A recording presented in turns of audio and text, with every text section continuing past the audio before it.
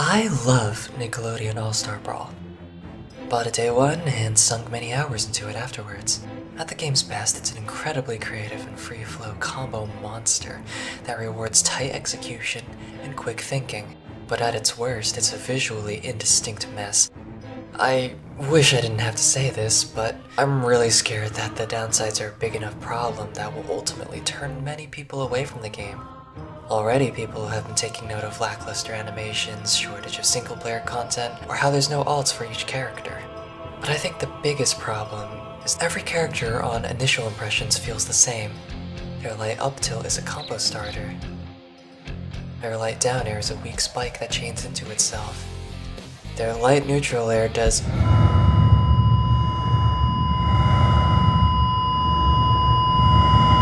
I really have to applaud the devs though, because in spite of how on paper every character looks like they play the same, the rest of their moveset completely differentiates them. I've played and enjoyed both Lucy and Sandy, who have very similar normals, but Lucy can do this,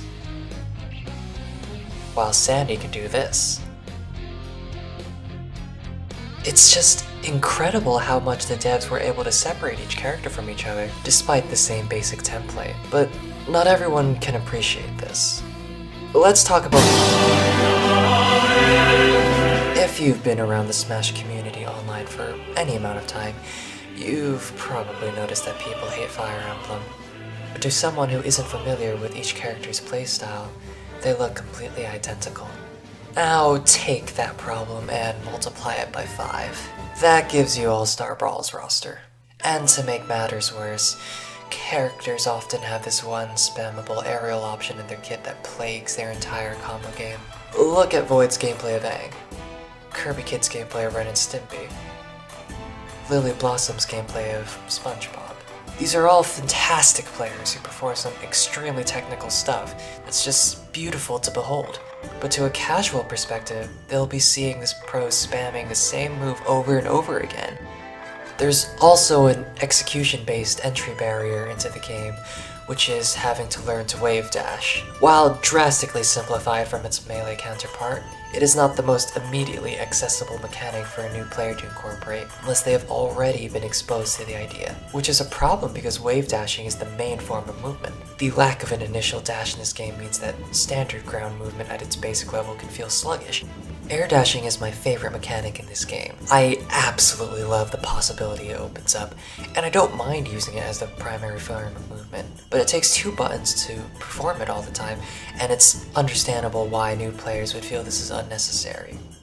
To conclude, All-Star Brawl might have been geared too heavily towards the competitive scene, and in spite of its really deep mechanical value, basic movement just isn't as accessible to new players. The similar kit design between each character and the ability to chain nairs will, on initial impressions, turn people off for the same reasons that Fire Emblem representation is seen as bloated and Palutena gameplay is seen as boring.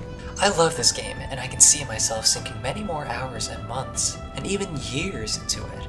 However, having to invest time just to learn basic movement isn't conducive to a casual experience. But that being said, the game's staff is very active on Discord and have been very transparent with the community.